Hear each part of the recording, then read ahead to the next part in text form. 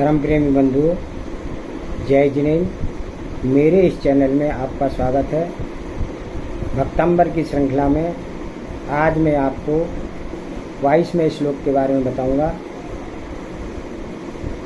श्रीणाम शतानि सतिशो जनयन्ति पुत्रान् नान्य सुतं तदुपमम जननी प्रसूता सर्वादिषु ददमानि रश्मिन् प्राचेव दिग्जनयति स्मृतं सुजालम्।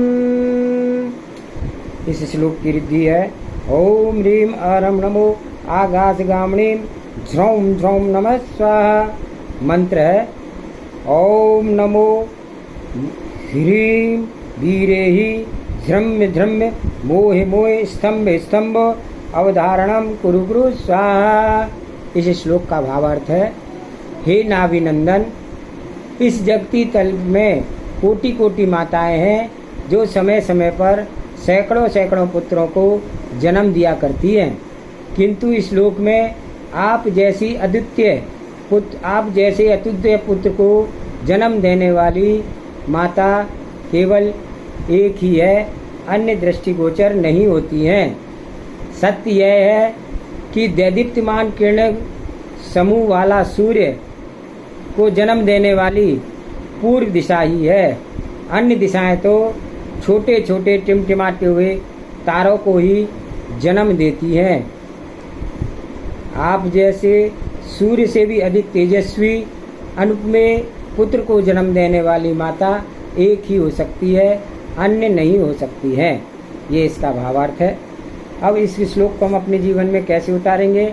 इस श्लोक के द्वारा व्यंतर आदि भय को नष्ट कर सकते हैं, भूत प्रेत आदि की बाधाओं को दूर कर सकते हैं, ऊपरी हवा की बाधाओं को दूर कर सकते हैं, और यह श्लोक यश को प्रदाता है, यश देने वाला है।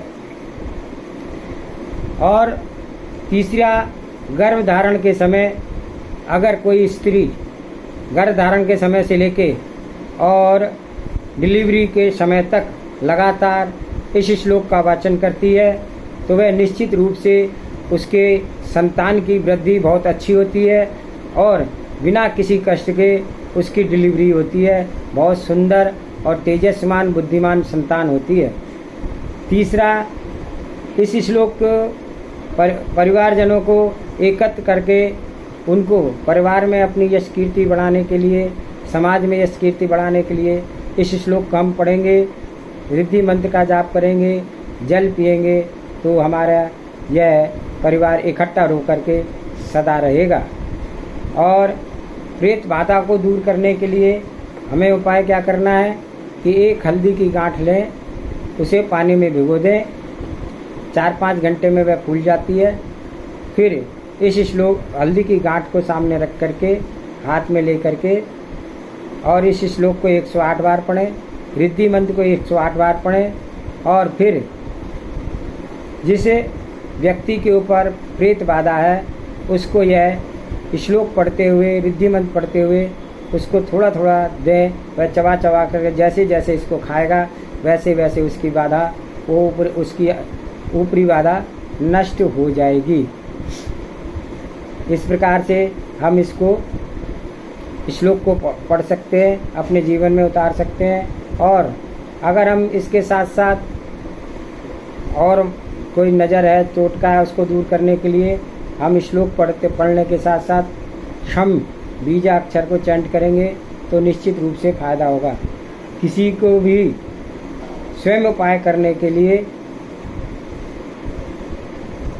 अपने पास प्रोटेक्ट के लिए हमें जो है एक स्टार नीही एक मसाले टाइप की एक आता है, उसको अपने पास रखेंगे तो जो हम किसी की हम प्रेत बाधा के अगर हम उसको उतार रहे हैं वह बाधा हमारे ऊपर ना आ जाए, उससे वह बाधा हमारे ऊपर नहीं आएगी। इस प्रकार से जिसके संतान नहीं होती है वह निरंतर लाल स्याही से सफ़ेद कागज पर प्रतिदिन 108 बार